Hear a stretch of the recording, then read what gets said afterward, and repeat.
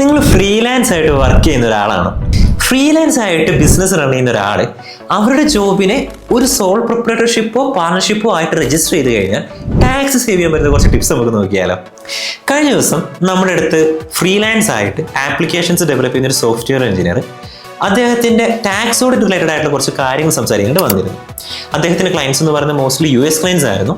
അപ്പോൾ അദ്ദേഹം ഇങ്ങനെ അതിൻ്റെ കാര്യങ്ങളൊക്കെ സംസാരിച്ചുകൊണ്ടിരുന്ന സമയത്ത് ചോദിച്ചിട്ടുണ്ട്, ഇനിയെങ്കിലും അടുത്ത വർഷം തൊട്ട് ഈ ടാക്സ് ഓഡിറ്റ് ഒക്കെ ഒഴിവാക്കാനായിട്ട് പറ്റുന്ന എന്തെങ്കിലും വഴികളോ കാര്യങ്ങളോ ഉണ്ടോ എന്നുള്ളത്. സോ ജനറലി ഈ ടാക്സ് ഓഡിറ്റിൻ്റെ ക്രൈറ്റീരിയ അല്ലെങ്കിൽ കണ്ടീഷൻ എന്ന് പറയുന്നത് നമ്മളൊരു പ്രൊഫഷണൽ ആണ് എന്നുണ്ടെങ്കിൽ, നമ്മൾ ഫ്രീലാൻസ് ഒക്കെ ആയിട്ട് വർക്ക് ചെയ്യുന്ന ഒരാളാണ് എന്നുണ്ടെങ്കിൽ, നമ്മുടെ ഒരു വർഷത്തെ ടേൺ ഓവർ 50 ലക്ഷം രൂപയ്ക്ക് മുകളിലാണെങ്കിൽ നമ്മൾ നിർബന്ധമായിട്ടും ടാക്സ് ഓഡിറ്റ് ചെയ്യണം എന്നുള്ളതാണ്.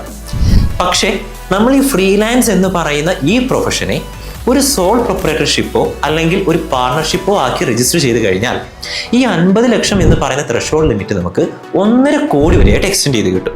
അതായത് നമ്മളൊരു പാർട്ണർഷിപ്പോ സോൾ പ്രൊപ്രൈറ്റർഷിപ്പോ ആണ് എന്നുണ്ടെങ്കിൽ നമ്മുടെ ആനുവൽ ടേൺ ഓവർ 1.5 കോടി രൂപയ്ക്ക് മുകളിലാണെങ്കിൽ മാത്രം നമ്മൾ എന്ത് ചെയ്താൽ മതി? ടാക്സ് ഓഡിറ്റ് ചെയ്താൽ മതി. ഇനി നമ്മുടെ ഇൻകം ഈ പറയുന്ന അല്ലെങ്കിൽ നമ്മുടെ ടേൺ ഓവർ ഈ പറയുന്ന 1.5 കോടി രൂപയ്ക്ക് ഉള്ളിലാണ് എന്നുണ്ടെങ്കിൽ നമ്മൾ കഴിഞ്ഞ വീഡിയോസിലൊക്കെ പറഞ്ഞതുപോലെ നമുക്ക് എന്ത് ചെയ്യാൻ പറ്റും? പ്രിസംപ്റ്റീവ് ടാക്സേഷൻ എന്ന് പറയുന്ന മെത്തേഡിന് വീണ്ടും യൂസ് ചെയ്ത് നമ്മുടെ ടോട്ടൽ ഇൻകത്തിൻ്റെ 8% മാത്രം നമ്മൾ എന്ത് ചെയ്താൽ മതി? നമ്മുടെ ടാക്സബിൾ ഇൻകമായി കാണിച്ച് അതിൻ്റെ പുറത്ത് നമ്മൾ ടാക്സ് കാൽക്കുലേറ്റ് ചെയ്ത് പേ ചെയ്താൽ മതി. ഇനി അതല്ല, ഇപ്പം ഇദ്ദേഹത്തിൻ്റെ കേസിലാണെങ്കിൽ ഇദ്ദേഹത്തിൻ്റെ ക്ലയൻസ് എന്ന് പറയുന്നത് മോസ്റ്റ്ലി US ക്ലയൻസ് ആണ്. ഇദ്ദേഹത്തിന് വരുന്ന പേയ്മെൻറ്റ്സ് എല്ലാം ഡിജിറ്റലൈസ്ഡ് ആണ്, ഓൺലൈൻ ട്രാൻസാക്ഷൻസും കാര്യങ്ങളുമാണ് നടക്കുന്നത്.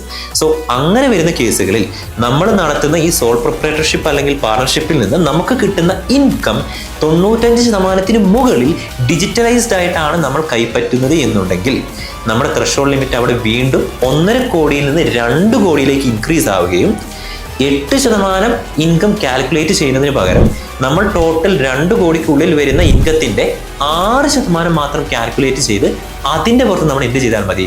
ടാക്സ് പേ ചെയ്താൽ മതിയാകും.